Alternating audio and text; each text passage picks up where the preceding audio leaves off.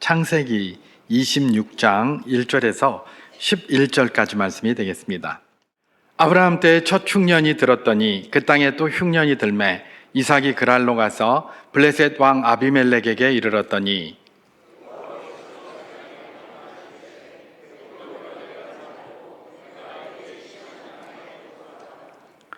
이 땅에 거류하면 내가 너와 함께 있어 내게 복을 주고 내가 이 모든 땅을 너와 네 자손에게 주리라.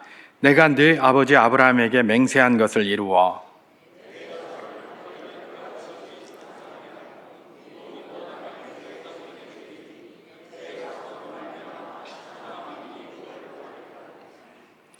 이는 아브라함이 내 말을 순종하고 내 명령과 내 계명과 내 율례와 내 법도를 지켰음이라 하시니라. 그곳 사람들이 그의 아내에 대하여 물으매 그가 말하기를 그는 내 누이라 하였으니 리브가는 보기에 아리따움으로 그곳 백성이 리브가로 말미암아 자기를 죽일까 하여 그는 내 아내라 하기를 두려워함이었더라.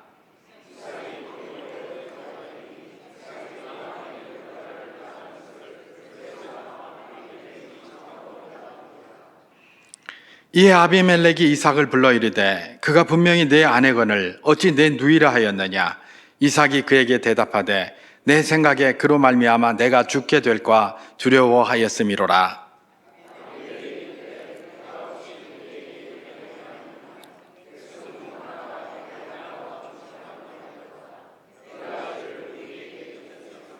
함께합니다. 아비멜렉이 이에 모든 백성에게 명하여 이르되 이 사람이나 그의 아내를 범하는 자는 죽이리라 하였더라. 아멘.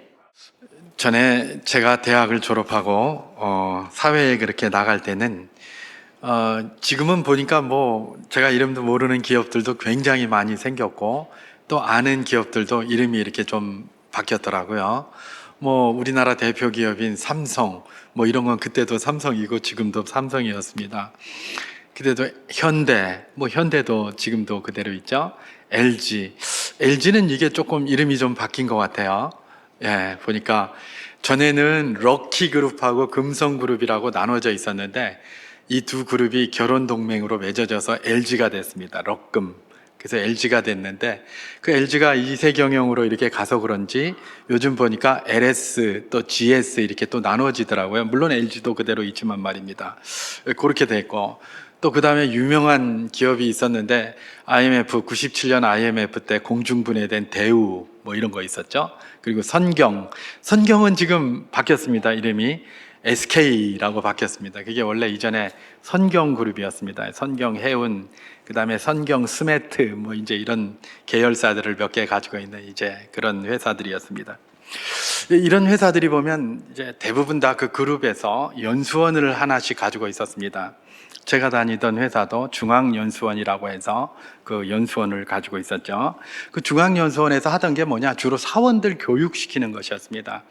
그런데 특별히 신입사원 교육에 이제 많이 이렇게 신경을 많이 쓰는 것들을 볼 수가 있었는데 요즘은 채용을 그렇게 안 하는 것 같습니다만 그 당시에는 그룹에서 신입사원들을 전부 다 채용을 했습니다.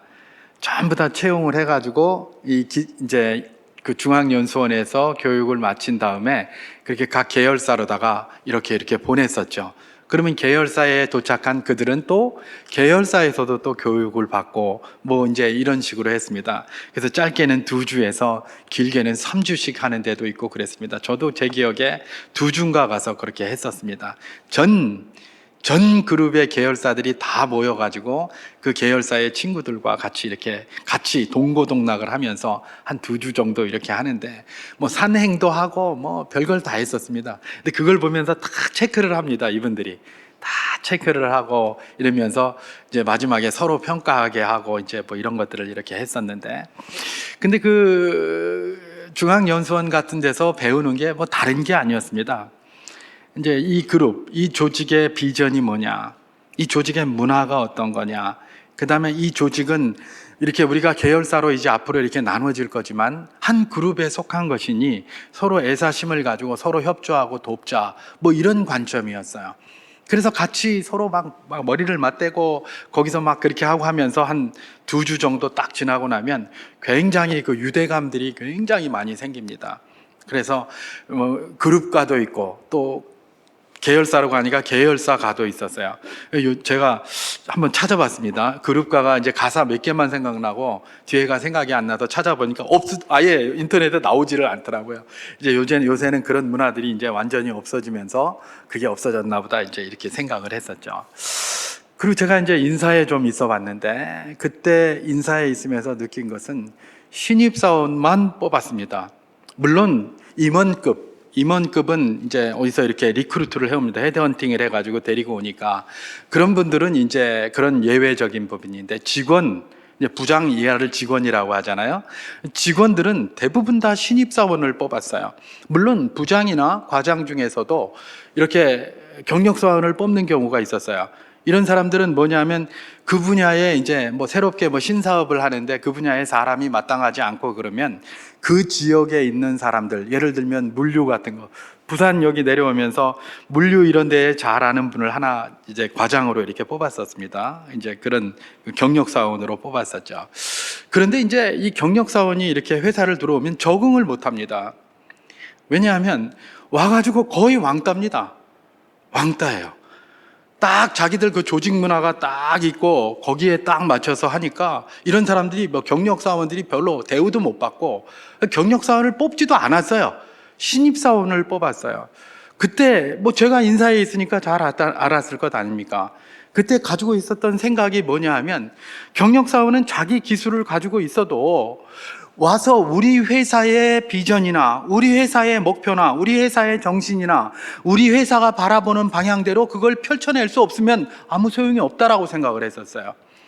그래가지고 그때는 뭐예요? 이 기업체마다 사람들이 다 특징들이 있었어요. 그래서 뭐 삼생맨, 현대맨, 롯데맨, 뭐 선경맨 이런 그런 게 있었단 말이에요. 그래서 그 회사에 다니는 사람마다 특성들이 다 달랐습니다. 그리고 그 회사 그러면 어떤 회사, 그 회사 그러면 어떤 회사. 제가 이전에 명동에서 본사에 있었는데 명동에서 퇴근을 한다고 한 10시 넘어서 신입사원 때 이러고 쭉 나오면 그때까지도 불이 워낙에 켜져 있는 곳이 있었습니다. 우리는 다 꺼져 가는데 그 워낙에 켜져 있는 게 뭐냐면 삼성 본사였어요. 불이 워낙에 거긴 24시간 불이 안 꺼지는 것 같아요. 그러니까 삼성은 사람 죽인다 그러면서 그때 우리가 그걸 보고 이제 이렇게 했던 것이죠. 그 기업마다 기업 문화가 있었습니다. 기업 문화가 있어가지고 그걸 굉장히 중시하게 여겼기 때문에 신입사원을 뽑았지 경력사원 뽑지 않았습니다. 그래서 신입사원을 뽑아가지고 노래도 가르치고 그룹가도 가르치고 계열사가도 가르치고 이래가면서 애사심을 고취하고 막 이렇게 했고, 그리고 회사에 딱 들어가면 회사에 대해서 그냥 최선을 다해서 그렇게 했고, 오히려 경력사원들은 오면 조금 이렇게 따돌리는 듯한 느낌이 드는, 진급도 잘 안 돼요. 뭐 그렇게 또 슬쩍 밖으로 밀리는 그런 현상이 있었던 것이죠. 그런데 요즘 이렇게 보니까 요즘은 다 경력사원 뽑죠. 삼성만 제외하고 다 경력사원을 뽑는 것 같아요. 제가 참 그래서 삼성이 역시 좋은 기업이다라고 생각하는 게, 삼성만 아직도 보니까 신입공채가 있더라고요. 그러니까 이 신입공채를 이렇게 해서 막 이렇게 해야 되는데 삼성만 그걸 하고 다른 데는 보니까 전부 무슨 인력 이런 데 외주 주고, 그 다음에 또 중소기업에서 열심히 이렇게 한 사람들 뽑아가지고 막 자기들이 데리고 가고 경력으로.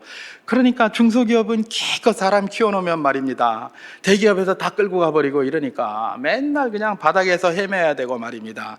이런 현상들이 쭉 이렇게 나타나게 되는 것이죠. 좀 안타깝죠. 그래서 뭐 참 이게 그 대기업이 좀 다시 이전처럼, 물론 뭐 여러 가지 그 장벽들이 많이 있을 겁니다. 그래서 좀 신입 그런 공채 같은 거를 좀 다시 했으면 좋겠는데, 하여튼 뭐 그런 마음이 좀 있기는 있습니다. 그런데 말입니다, 경력사원만 쭉 이렇게 뽑는 것 왜 그럴까 생각해 보면 요즘 사회가 사실은 가성비 중요시 하잖아요. 그죠? 사실 신입사원은 가성비가 뚝 떨어지거든요. 뭘 아는 게 있어야지. 그죠? 가성비가 뚝 떨어져요. 아는 게 없으니까 말입니다. 그리고 또 뭡니까? 요즘 뭐 기업 문화니 조직 문화니 이런 거 이야기를 하면 굉장히 적대적입니다. 이게 무슨 뭐 군국주의 시대에 뭐냐 이러면서 그걸 적대적으로 생각하고 막 이러니까, 그러니까 기업의 입장에서는 신입사원 뽑을 이유가 없는 겁니다. 신입사원을 뽑아서 많은 돈을 들여가지고 기업 문화를 가르치고 우리 기업은 이렇다 방향을 가르치고 비전을 가르치고 막 이렇게 해서 그야말로 삼성 맨 만들어내고 현대 맨 만들어내고 롯데 맨 만들어내고 LG 맨 만들어내는데 이제 그런 것 자체를 이상하게 여기고 정신교육 그런 걸 못하게 하고 이렇게 하니까 굳이 자본의 논리에 따라서 가성비 떨어지는 신입사원 뽑을 필요가 없잖아요. 그죠? 당장 부려먹을 수 있는 경력사원들 부려다가 기업 정신이고 뭐고 일만 되면 되니까 그렇게 하는 것 아니겠습니까? 이건 우리나라의 법제화에도 이런 게 문제가 있는 것 같아요. 그래서 사실은 뭐 청년 정책, 청년 정책 그러는데 그런 것부터 좀 정리를 하는 것이 좋지 않겠는가. 물론 뭐 사조가 바뀌었기 때문에 그런다라고 말한다면 어쩔 수 없지만은 어쨌든 뭐는 저는 개인의 입장에서 이렇게 쭉 생각을 해보면 그래도 막 이 가성비 떨어지는 이런 사람들이 결국은 이 나라를 지탱해 나갈 허리들이 아닙니까? 그죠? 그리고 미래란 말입니다. 그런데 그 사람들이 신입사원인데 경력이 되려면 어디 경력을 쌓을 곳이 있어야 될 것 아니에요. 근데 경력 쌓을 곳을 아예 잘라버리고 경력사원 뽑는다고 하니까 중소기업만 죽어나는 거고 말입니다. 그렇게 되는 것 아니겠습니까? 그래서 막 기업체에서도 정말 신입사원들 가성비 떨어지지만 미래를 투자한다는 차원에서 그야말로 경영학에서 이야기하는 앙트레프레니어십, 그야말로 뭡니까? 기업가 정신을 좀 발휘해서 돈이 좀 들더라도 그렇게 뽑아서 하면 참 좋지 않을까. 특별히 정치권 저 대통령 저런 사람들이 맨날 청년 입에 달고 이야기하지 말고 그걸 막는 장벽 같은 게 있다면 그런 것 좀 법제화 좀 바꿔주고 참 이랬으면 좋겠다라는 그런 생각을 많이 하고 있습니다. 그런데 말입니다. 뭐 사회야 그렇다 치더라도 목사가 무슨 뭐 사회가 그렇게 되는 거를 가지고 뭐 얼마나 알 수 있겠고 얼마나 뭐 깊이 알겠습니까? 그런데 가만히 보면 요즘은 교회들도 좀 그러는 것 같아요. 교회들도. 와, 이게 문제입니다. 교회들도 경력이 있고 완성된 사람을 요구하는 것 같아요. 교회에 사역들이 참 많이 있습니다. 사역들이 많이 있는데 신참들이 잘 못하는 사람들은 그 자리에 앉을 수가 없어요. 전부 다 경력이 있고 잘하고 이러는 사람들만 리크루트 해가고 픽업을 해가서 딱 그렇게 하는 거예요. 그러다 보니까 완성도를 굉장히 중요하게 이야기를 많이 합니다. 맞습니다. 완성도가 있어야 합니다. 그런데 완성도가 있어야 하지만 그 완성도는 만들어진 게 아닙니다. 키워지는 거죠. 완성도는 만들어지는 게 아닙니다. 키워지는 겁니다. 언젠가 완성되는 겁니다. 그러나 지금은 ongoing, 계속해서 만들어 가야 돼요. 특히 교회는 그래요. 특히 교회는. 사회야 뭐 가성비 따지고 돈 따지고 이러니까 가성비 때문에 그렇게 한다고 하지만 교회에서 사역하는 데 있어서까지 그런 방식으로 우리가 접근을 한다면 하나님이 굉장히 슬퍼하실 것 같아요. 왜냐하면 하나님 보시기에는 다 그 밥의 그 나물이거든요. 인생은 다 모두 다 죄인입니다. 우리 인간끼리 이야기할 때 완성도 따지는 거지 하나님 앞에 무슨 완성도가 있단 말입니까? 아닙니까? 맞잖아요. 높은 곳에서 내려다보면 다 거기서 거기에요. 다 똑같습니다. 사람은 다 죄인일 뿐입니다. 죄인일 뿐이에요. 얼마나 더 잘한다 못한다 주님 앞에서는 그거 아무것도 아니에요. 뭐 주님이 능력이 없습니까? 뭐가 없습니까? 그거 아무것도 아니거든요. 게다가 우리 하나님은 우리 아버지십니다. 맞습니까? 예, 하나님 우리 아버지예요. 여러분 부모의 마음이 돼서 자녀들을 한번 생각해 보시기 바랍니다. 우리에게 자녀가 많습니다. 잘하는 자녀도 있고 못하는 자녀도 있어요. 그럼 부모는 어떻게 하겠습니까? 그럼 잘하는 자녀는 잘하는 자녀만 하고 못하는 자는 뭐 못하는 거 이런 식으로 해서 잘하는 것만 데리고 맨날 일합니까? 그건 아니죠. 부모의 마음은 어떤 마음이겠습니까? 여러 자녀가 있는데 잘하는 자녀도 있고 못하는 자녀가 있으면 잘하는 자녀가 못하는 자녀를 좀 세우기를 원하잖아요. 그게 부모의 마음 아닙니까? 형과 동생이 있습니다. 형이 잘하고 동생이 잘 못합니다. 그러면 엄마 아빠는 뭡니까? 형이 동생 좀 이끌어주기를 바라요. 또 누나가 있고 동생이 있습니까? 그러면 여동생이 있으면 언니가 좀 이끌어주기를 바라고, 그게 부모의 마음이에요. 그렇지 않습니까? 10손가락 깨물어서 아프지 않은 손가락이 어디 있습니까? 그리고 때로는 동생이 더 잘합니까? 동생이 형을 이끌어주기를 바라는 거예요. 그게 부모예요. 우리 하나님이 부모입니까? 우리 하나님이 똑같은 마음이라는 겁니다. 우리도 잘하는 사람이 있고 못하는 사람이 있어요. 잘하는 자녀가 못하는 자녀를 끌어주고 세워주고 완성시키기를 원하시는 분이 누구시다? 예, 우리 아버지 하나님이시라는 겁니다. 우리가 모든 사역을 할 때 이 사실을 마음속에 늘 새겨야 합니다. 그게 하나님의 마음이다. 자꾸 하나님의 마음 그리면서 딴 데 생각하지 말고 하나님이 당신을 아버지라고 말씀하신 것에 집중해야 합니다. 다른 사람들이 말도 하지도 않는 그 아버지라는 말을 우리 주님께서 너희는 기도할 때 이렇게 기도하라 라고 말하면서 하늘에 계신 우리 아버지여 그랬습니다. 왜 그 하고 많은 것 중에 왜 아버지라고 말하라고 했겠습니까?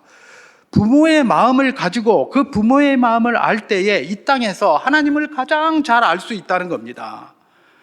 이 땅에서 하나님을 가장 잘 설명할 수 있는 분이 있다면 그분이 누구라는 겁니까? 부모라는 겁니다. 그러니까 보이지 않는 하나님을 어떻게 우리가 알 수가 있겠느냐? 부모를 보면 안다는 겁니다.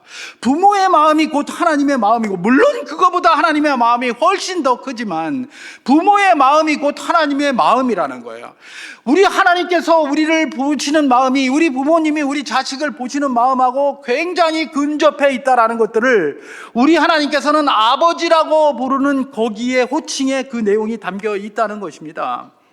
그렇기 때문에 교회는 뭡니까? 세상에서는 가성비 따지고 세상에서는 경력 다 따지고 이러지만 교회는 모든 사역에 있어서 경력 있고 잘하는 분들도 있지만 잘하는 분들을 끌어모으는 것이 아니라 잘 못하고 이제 초보고 이제 실오더고 이제 신병이고 이런 사람들 끌어모아서 그들을 잘하는 자로 양육시켜 가야 된다는 것, 그것이 바로 뭡니까? 교회가 해야 될 일이라는 겁니다. 왜요? 하나님이 우리 부모시고 또 하나님 보시기에는 모든 것들이 다 도끼인 개끼이기 때문에 그렇습니다. 도끼인 개끼인. 우리가 완성도를 자꾸 따지는 이유가 뭡니까? 하나님 보시라고 완성도 따집니까? 그거 잘못된 겁니다.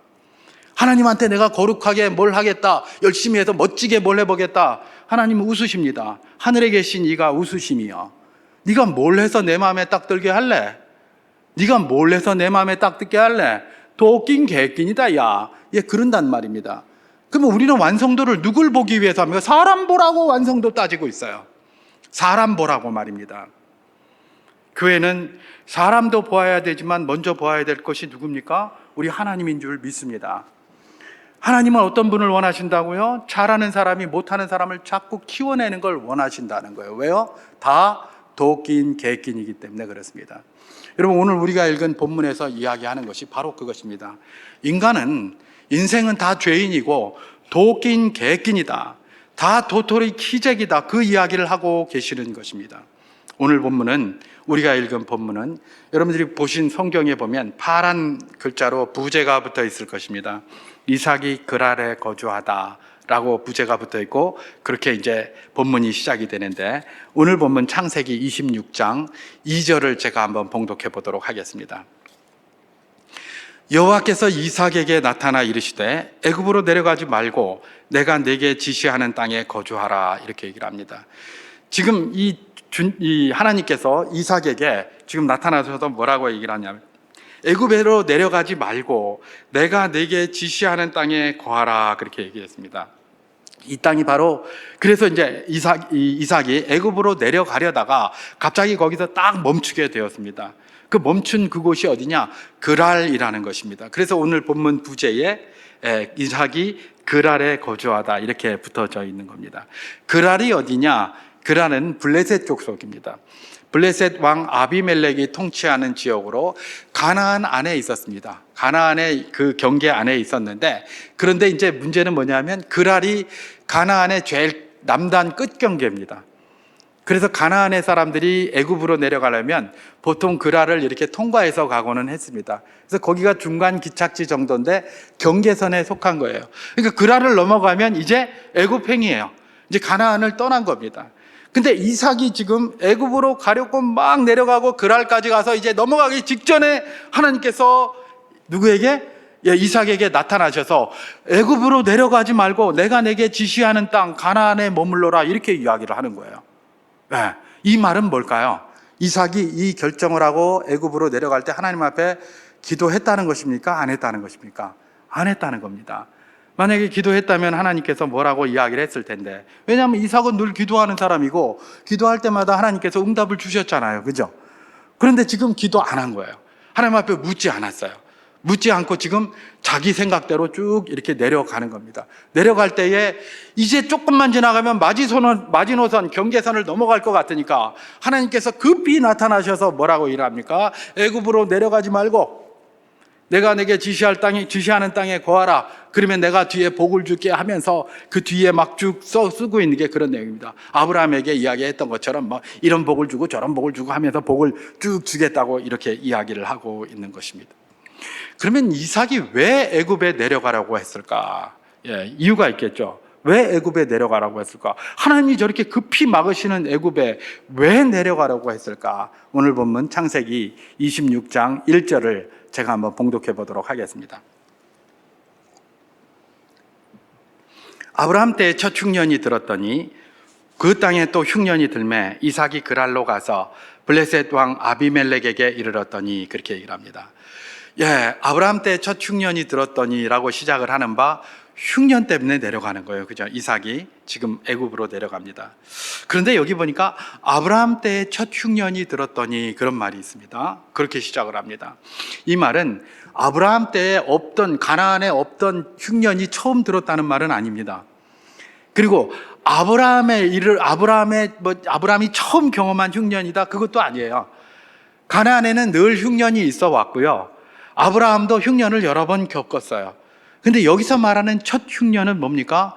그야말로 이제 여기서 더 이상 못 살겠다, 떠나야 되겠다라는 큰 흉년이 들었다는 의미예요, 이게. 그래서 아브라함 때에 첫 흉년이 들었더니 또 뭐예요? 그 땅에 또 흉년이 들었다. 이삭 때에도 그런 엄청난, 이제 떠나야 되겠다라고 생각할 정도의 엄청난 흉년이 어디에 들었다는 겁니까? 가나안에 들었다는 겁니다. 그래서 지금 아브라함도 그렇게 떠났고 이삭도 지금 애굽을 향하여 내려가는 겁니다. 그런데 말입니다, 여기에서 모세가 지금 모세오경을 기록하고 창세기를 기록하면서 그냥 이삭 때에 큰 흉년이 들었더니 이래도 되잖아요. 그죠?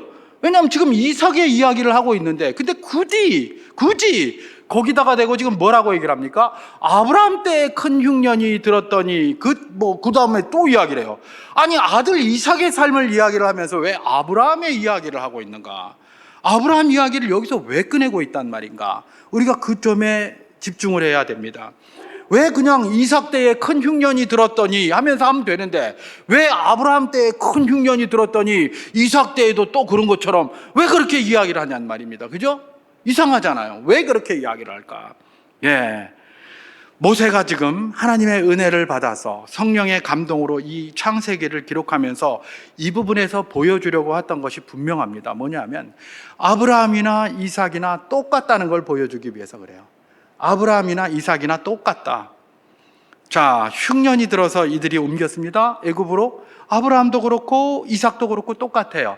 그 당시에 아브라함, 이삭뿐만 아니라 그 가나안에 살고 있던 모든 사람들의 생각은 항상 똑같았어요. 정말 큰 흉년이 들어서 먹을 게 너무 없으면 어디로 가야 된다? 애굽으로 가야 된다. 애굽으로. 그게 그냥 공식이었어요, 공식. 그러니까 아브라함도 그렇고 이삭도 그렇고 흉년이 딱 드니까 뭐 이것저것 말할 필요도 없어요. 공식을 따라서 그냥 애굽으로 가는 거예요. 공식을 따라서 애굽으로 가는 거예요. 세상에서 말하는 대로 그대로 가는 거예요. 우리식으로 표현한다면 여러 가지 따지지 않아요. 흉년 애굽, 흉년 애굽 이런단 말이에요. 그죠? 그게 바로 뭐예요? 그 당시에 살고 있었던 사람들이 가지고 있던 생각인데, 이 아브라함과 이삭, 이 사람들이 보통 사람들입니까? 믿음의 조상 아닙니까? 택함 받은 사람들 아닙니까? 그렇게 하나님의 은혜를 받고 그렇게 믿음이 좋다고 하는 이 사람들도 막상 흉년이 딱 닥치니까 기도고 뭐고 없이 세상에서 가르치는 대로 그대로 똑같이 행동하고 있는 겁니다. 이게 아브라함과 이삭이라는 겁니다. 아버지 아브라함이나 그 아들 이삭이나 더 낀 개낀 그렇게 믿음 좋다고 그러고 최고라고 하고 최고라고 했는데 다 그 모양 그 꼴이고 도토리 키재기구나, 그 이야기를 하고 있는 겁니다. 그리고 이 사람들이 그 애굽이나 이런 다른 지역으로 이동을 해서 한 것도 여러분 어떻습니까? 차이가 없어요. 오늘 우리가 읽었습니다만은 다시 읽지는 않겠습니다만은 창세기 26장 4절에서부터 11절까지 말씀을 이렇게 쭉 보면 말입니다. 이전에 아브라함이 애굽에 가서 한 거하고 그랄에 가서 한 거하고 똑같습니다. 여기 이름이 이삭이라고 나와서 그렇지 이삭이라는 이름만 싹 빼버리면 이게 아브라함이 한 건지 이삭이 한 건지 누가 한 건지 몰라요. 너무나 똑같아요. 흉년이 들면 이제 무조건 떠나는 거예요. 그죠? 그리고 가가지고 뭡니까? 자기 아내가 아리답게 보이니까 이거 내 누이다 이래가면서 말입니다. 속이고 말입니다. 그래서 그 사람들한테 범죄할 법하게 만들고, 그리고 나서 또 어떻게 합니까? 나중에 막 하나님이 중간에 개입해가지고 역사하시고, 그러고 나서 갑자기 뭐 재물을 얻고 뭐 이래가지고 다시 돌아오고, 이런 끊임없는 반복되는 역사. 아니, 이 믿음의 사람들이, 대단히 믿음으로 완성된 성숙한 사람들이 하는 모습이 뭐다? 똑같더라는 겁니다. 아브라함도 그렇고 이삭도 그렇고 그 아버지의 그 아들이고 그 밥의 그 나물이고 도토리 기적이더라. 그게 바로 이 내용이 이야기를 하고 있는 것입니다. 여러분, 아브라함과 이삭, 우리가 일반적으로 생각할 땐 이럴 수가 라를 정도예요. 그런데 똑같아요. 똑같아. 아브라함도 자기 아내 사라가 굉장히 미모가 있으니까 어떻게 하는 겁니까? 내게 동생이라 하라 이렇게 얘기를 했잖아요. 그죠? 근데 그건 그 당시 사람들이 다 가지고 있던 생각들이에요. 그 당시에는 완력의 세대입니다. 완력의 세대. 그죠? 힘이 있는 자가 무엇이든지 다 취할 수 있어요. 근데 저 사람이 데리고 가는데 여성이 부인이 예쁘다? 그럼 그 부인을 자기가 차지하기 위해서 남편을 죽여버리는 거예요. 그래서 그냥 끌고 가요. 그러니까 그 당시에는 모든 사람들이 뭐예요? 부인이 예쁜데 부인을 데리고 어디로 가야 된다 그러면 어떻게 한다? 다 내 동생이라 하라 뭐 이런 식으로 했었어요. 근데 실제 사라는 아브라함의 이복 동생이에요. 그죠? 이복 동생이고, 이삭도 사실은 리브가가 자기 동생이에요. 왜냐하면 거기 자기 하니까 먼 동생이잖아요. 한 6촌쯤 되는 동생이에요. 그거 데리고 온 거예요. 그러니까 동생이 다 맞아요. 그건 맞는데 그 당시 풍습이 그랬는데, 그 위기에 딱 닥치면 항상 이렇게 풍습대로 세상에서 하는 거 그대로 한다는 거예요. 그대로 하는 게 누구다? 아브라함과 이삭이라는 것입니다. 여러분 생각해 보십시오. 이게 만약에 그냥 익숙하지 않고 세상에서 하는 것이 아니라 아브라함이 특별한 걸 요구했다면, 여러분 아브라함이 사라에게 뭘 요구했습니까? 애굽으로 내려가면서 사라에게 제발 부탁을 했습니다. 사라, 날 좀 살려줘. 내가 좀 살아야 되겠어. 당신이 도와야 되겠어. 가면 내가 아내라고 하지 말고 동생이라고 해줘. 제발 부탁이야. 성경에 있습니다. 읽어보십시오. 제발 부탁이야. 그러니까 사라가 오케이 그리고 내려가서 동생처럼 행동했어요. 뭐 동생이기도 하지만 말입니다. 그런데 말입니다, 사라가 어떤 사람입니까? 투기가 보통이 아닙니다. 아브라함은 사라한테 꼼짝도 못합니다. 우리가 엊그제 봤잖아요. 사라가 그냥 저 이스마엘, 하갈의 아들 이스마엘이 와가지고 자기 아들을 못 살게 구니까 아브라함 불러가지고 아브라함 남편 이리 와. 딱 오라 그러지. 예, 대령했습니다. 딱 그랬더니 저거 당장 쫓아내 이러잖아요. 그러니까 아브라함이 마음이 여려가지고 하나님 앞에 가서 기도합니다. 하나님, 큰일 났습니다. 저 이스마엘 저거 내 아들인데 저거 쫓아버리라고 사라가 얘기하니까 이거 어떡합니까? 그러니까 하나님 뭐라고 일하십니까? 사라 시키는 대로 해라. 그래서 이제 시키는 대로 하라 그러잖아요. 이게 사라예요. 여러분 사라 보십시오. 자기 여종 하갈을 갖다가 아브라함에게 들여보낼 때도 어떻게 합니까? 아브라함, 내 생각해 봤는데 네 일이 온나? 딱 그래가지고 딱 앉혀놓고 내 여종 여기 하갈 있는데 데리고 들어가. 가서 아들 낳아라. 이래버려요. 그러니까 아브라함이 말도 못해요. 그냥 부인이 시키면 그냥 이 사람 데리고 와서 아들 낳아라 하면 가서 낳고, 쫓아버리라면 쫓아버려야 되고 아무것도 할 수가 없어요. 그렇잖아요. 근데 아브라함이 딱 가가지고 어이 사라, 애굽이나 이런 데 가서 내 부인이라고 하지 말고 동생이라고 해. 이러면 어떻게 하겠습니까? 저는 뭐 반지를 안 끼고 다닙니다마는, 요 반지 안 끼고 싹 빼고 가면 뭐라 그런다고요? 부인들이? 니 왜 반지 안 꼈노? 누구한테 가서 총각 행세하려고 하노? 아닙니까? 그런 말 많이 하잖아요. 그러면 아브라함이 사라한테 어이 사라, 가서 내가 남편이라고 하지 마. 그러면 그 특이성 많고 그렇게 그 강한 그 사라가 뭐라고 하겠습니까? 왜? 거기 가서 뭐 하려고? 안 그러겠습니까? 아닙니까? 할렐루야. 아닌 것처럼 얘기하시죠. 이 사람들의 생각이에요. 생각. 그죠? 사람들이 생각이 그래요. 그렇게 하면 저 사람이 무슨 생각을, 이게 만약에 사라가 이해가 안 되는 말이었다면 그런 거 요구하면 사라가 가만히 있지 않았을 거예요. 발끈해가지고 난리를 쳤을 겁니다. 근데 사라가 가만히 있고 그대로 행동합니다. 왜요? 그게 그 당시의 상황이었기 때문에, 그 당시에 모든 것들을 인정했기 때문에, 사라도 얼마든지 인정할 수 있는 요구였기 때문에 그대로 움직인 겁니다. 그런데 문제가 뭡니까? 아브라함도 그렇고 그 아들 이삭도 그렇고 말입니다. 이걸 가지고 문제가 딱 생기면 그 믿음 좋은 사람들이 말입니다, 좀 질문도 좀 하고 평소처럼 기도도 하고 이래야 되는데 아무것도 안 하고 그냥 똑같이 세상에서 가르치는 대로 그대로 하고 있습니다. 이게 바로 뭡니까? 인생이라는 겁니다. 우리가 세상에 살고 있습니다. 뭐 그런 얘기 많이 합니다. 뭐 세상과 다르게 뭐 어쩌고 세상과 구별되게, 그런 말 참 많이, 그렇게 살아야 됩니다. 그런데 우리가 세상에 살고 있기 때문에 세상의 영향을 안 받을 수가 없습니다. 그러면 우리가 죄인이 아니죠. 그걸 할 수 있으면 얼마나 좋겠습니까? 근데 그걸 안 받을 수가 없어요. 세상에 영향 받게 돼 있어요. 근데 그 영향을 받으면서조차, 영향을 받으면서도 그래요, 하나님 제가 부족하고 연약합니다. 그러나 하나님 앞에 완전한 자로 서기를 원합니다. 세상과 구별되기를 원합니다. 거룩하기를 원합니다. 이렇게 살아가는 게 신앙생활이에요. 아닙니까? 예. 우리가 세상에 살기 때문에 세상에 영향 안 받을 수 없습니다. 그때 세상에 영향받는 그 자체는 어쩌면 죄인인 우리에게 자연스러운 일입니다.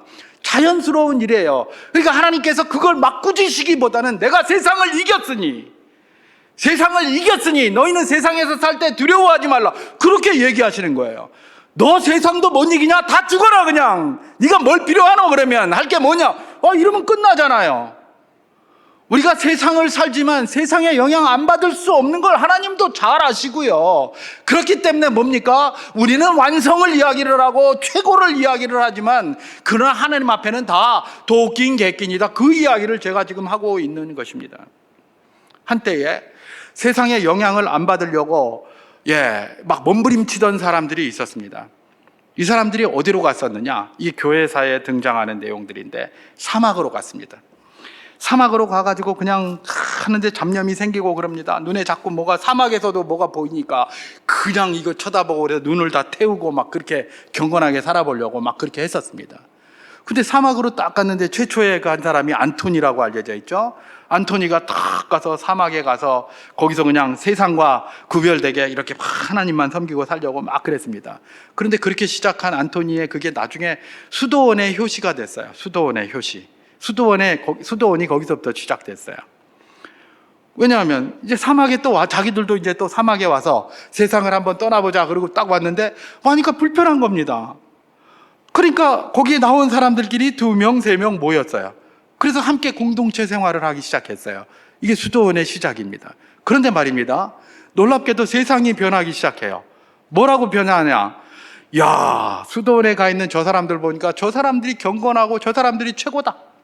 그러니까 앞으로 모든 공직이나 관직은 수도원 출신들을 뽑아라, 이렇게 한 겁니다. 이렇게 한 겁니다.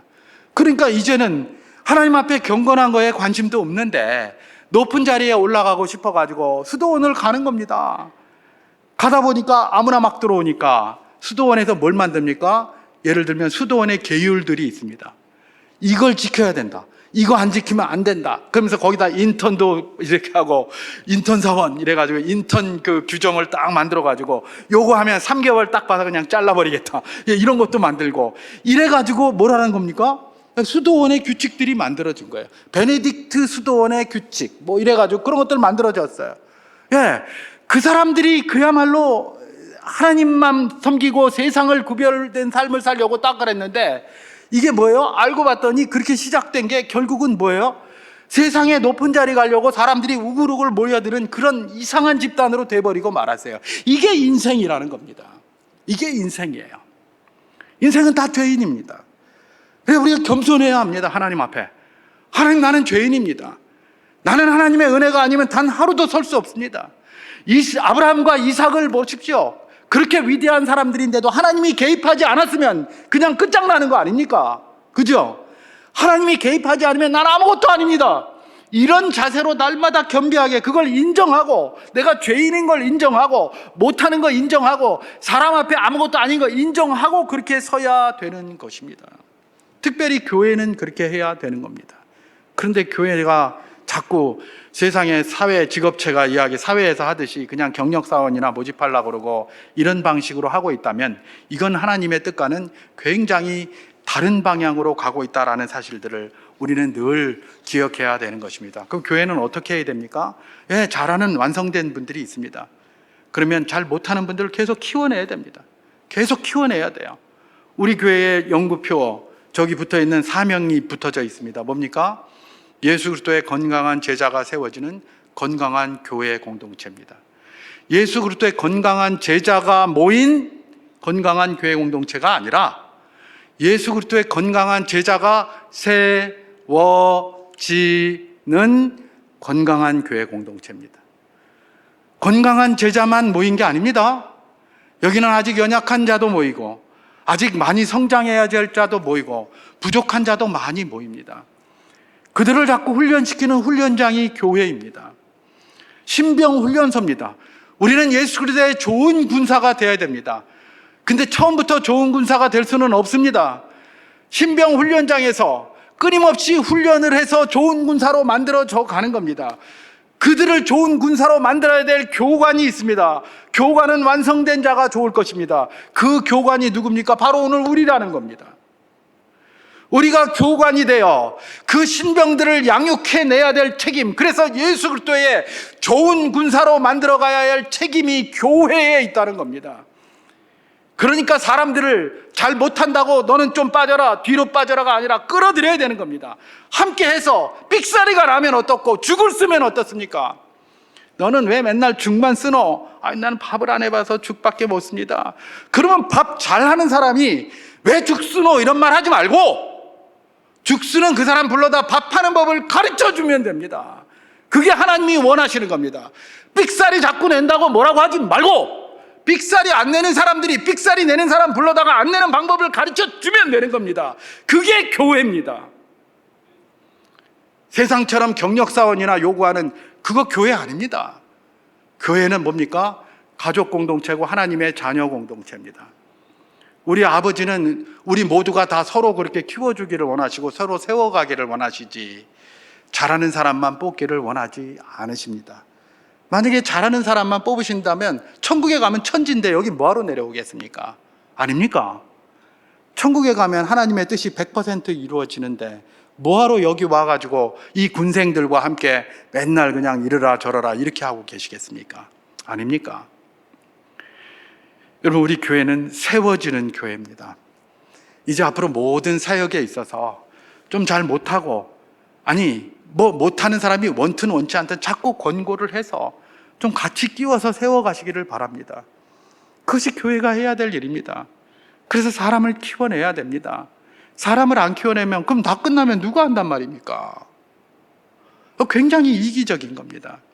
이전에 제가 군대에 있을 때 있었습니다. 경험이 생각이 납니다. 별것도 아닌데 선배가 안 가르쳐줍니다. 안 가르쳐줘요. 그 왜 안 가르쳐주는지 자기 혼자 이러고 있어요. 그럼 저는 뭐예요? 맨날 고문관만 하는 거예요. 군대 가가지고 그 아무것도 아닌데 안 가르쳐주니까 고문관만 하고 있어요. 어깨너머로 배우는 거예요. 그러니까 더 많이 배워요. 어깨너머로 배우니까 이렇게 해가지고 이러고 왜 그렇게 하는지 세상은 뭐 그렇게 한다 하더라도 교회는 그러면 안 된다는 겁니다. 교회는 가르쳐야 합니다. 세워야 합니다. 삑살이 아니라 뭐가 나도 괜찮습니다. 우리 주일학교 아이들이 일부에는 여기 쫙 와서 앉아 있습니다. 그런 거 해야 합니다. 보게 해야 합니다. 배워야 합니다. 가르쳐야 합니다. 처음부터 전문가 없습니다. 처음에는 다 못합니다. 훈련하고 그렇게 해서 경력을 쌓아서 전문가가 나오는 것 아니겠습니까? 그런데 전부 경력 전문가만 요구하니까 도대체 어디서 훈련하란 말인지 아닙니까? 그죠? 말씀을 종료하면서 우리나라 서울대 최고의 학교로 알려져 있습니다. 서울대학이 최고입니다. 그래서 막 인기도 있고 네임밸류도 굉장히 높아요. 그래서인지 어떤 국회의원은 서울대학교 뭐 10개 만들자, 100개 만들자 이래가면서 전국에 서울대학교 하나씩 다 이렇게 갖다가 집어넣자 뭐 이런 말들 하고 있어요. 여러분 들어보셨죠? 그런 말 들으면 여러분 좀 이상하지 않습니까? 이상하잖아요. 아닙니까? 안 이상합니까? 저는 듣자마자 이상하던데? 이상하잖아요. 아니, 생각해 보세요. 서울대학교가 서울에도 있고, 강원도에도 있고, 충청도에도 있고, 부산도 있고, 뭐 다 있어요. 그러면 충청도에, 부산에 있는 서울대학을 가겠습니까? 서울에 있는 서울대학 가겠습니까? 여러분 어디 갈 것 같아요? 서울에 있는 서울대학 가겠죠? 아니, 이름이 그렇게 중요하다면 왜 서울대학으로 이름을 합니까? 차라리 하버드, 예일, 무슨 뭐 스탠포드 이래가지고 100개 만들지. 제 말이 틀렸습니까? 글쎄요, 난 잘 모르겠어요. 어쨌든 뭐 그분들이 그렇게 얘기를 하는데 뭐 그런가 보다 하기는 하는데 이게 맞는 일인가? 서울에 있어서 서울대학의 의미가 있는 거지 저기 뭐 마라도에 가 있는 서울대학이 무슨 의미가 있을까? 이런 생각이 들기는 해요. 뭐 그렇다 치고 서울대학이 우리나라의 최고의 학부이고 네임밸류가 있는 거 인정을 합니다. 자, 그러면 이런 질문을 한번 해봐야 되지 않겠습니까? 서울대학이 배출하는 그 인재들이 최고의 인재들인가? 그 질문 말입니다. 최고의 인재들이어도 괜찮습니다. 최고의 인재라 하더라도 서울대학은 뭡니까? 본전 친 겁니다. 왜요? 최고의 사람들만 뽑아갔잖아요. 아닙니까? 서울대학 최고의 사람들 가잖아요. 최고의 사람들만 뽑아다가 최고만 뽑아냈다면 본전이에요. 자랑할 거 하나도 없어요. 종은 아무리 수고하고 나서도 수고했다는 말할 수 없는 거예요. 종의 당연한 본분이기 때문에 그래요. 우리 주님께서 친히 말씀하신 거예요. 서울대학 최고의 아이들 뽑아다가 최고의 아이들을 만드는 거, 그거 본전 친 거예요. 그거 잘했다고 자랑할 필요가 없어요. 본전 친 거니까. 그런데 서울대학에서 배출하는 사람이 우리나라의 최고들만 배출합니까? 사실 여러분도 아시다시피 우리나라에서 문제가 되고 있는 많은 문제들에 속한 것은 대부분 서울대학 배출자들입니다. 아닙니까? 맞잖아요. 그러면 서울대학이라는 존재의 이유가 뭡니까? 완전 하팔 중에 하팔이 아닙니까? 최고들 불러다가 그 이상한 거 찍어내고 있으면 그거보다 더 이 가성비 떨어지는 조직이 어디 있단 말입니까? 아닙니까? 그냥 단순하게 생각하면 그럴 거예요. 단순하게 생각하자는 겁니다. 여러분, 최고를 불러다가 최고를 만들어내지 최고 만들어내봐야 본전이고 최고를 만들어내지 못하면 하파리 중에 하파리입니다. 그런데 하파리를 불러다가 그를 최고는 못 만들지만 그래서 중간이라도 만들어냅니까? 그게 가성비 좋은 거고 그게 좋은 거예요. 우리 하나님 뭐라고 얘기를 하셨습니까? 고린도전서 1장 27절에서 29절 말씀을 제가 봉독해 보도록 하겠습니다. 그러나 하나님께서 세상에 미련한 것들을 택하사 지혜 있는 자들을 부끄럽게 하려 하시고 세상에 약한 것들을 택하사 강한 것들을 부끄럽게 하려 하시며 하나님께서 세상에 천한 것들과 멸시받는 것들과 없는 것들을 택하사 있는 것들을 패하려 하시나니, 이렇게 기록합니다. 하나님은 세상에 버려진 것, 약한 것들, 그런 것들 갖다가 있는 것들을 부끄럽게 만들고 강한 것들을 부끄럽게 만드시기를 원하신다는 거예요. 그게 교회에 주신 사명이에요. 경력자들만 뽑아가지고 이렇게 하는 게 아니라, 잘하는 자들만 갖다가 뽑아서 하는 게 아니라 못하는 자들 뽑아놓고 잘하게 만들어 주라는 겁니다. 우리 교회에 모든 사역이 있습니다. 그런 것이 돼야 돼요. 처음에는 아무것도 몰랐는데 교회 갔더니 내가 이만큼 배우게 되었다, 이만큼 성장하게 되었다, 이거 만들어내야 되는 거예요. 그게 사명 감당하는 거예요. 그렇지 않고 백날 다른 소리 해봐야 사명 하나도 감당하는 거 아닙니다. 하나도 감당하는 거 아니에요. 완성도 좋습니다. 필요합니다. 그 완성도 높은 사람들만 만들지 말고 좀 완성도도 낮고 하는 사람들하고 같이 만들어서 완성도를 높일 수 있는 우리 수정교회 될 수 있기를 주님의 이름으로 축원합니다. 그 사역이 무엇이든 수정교회에서 진행되는 모든 사역은 그런 사역이 될 수 있기를 주님의 이름으로 축원합니다.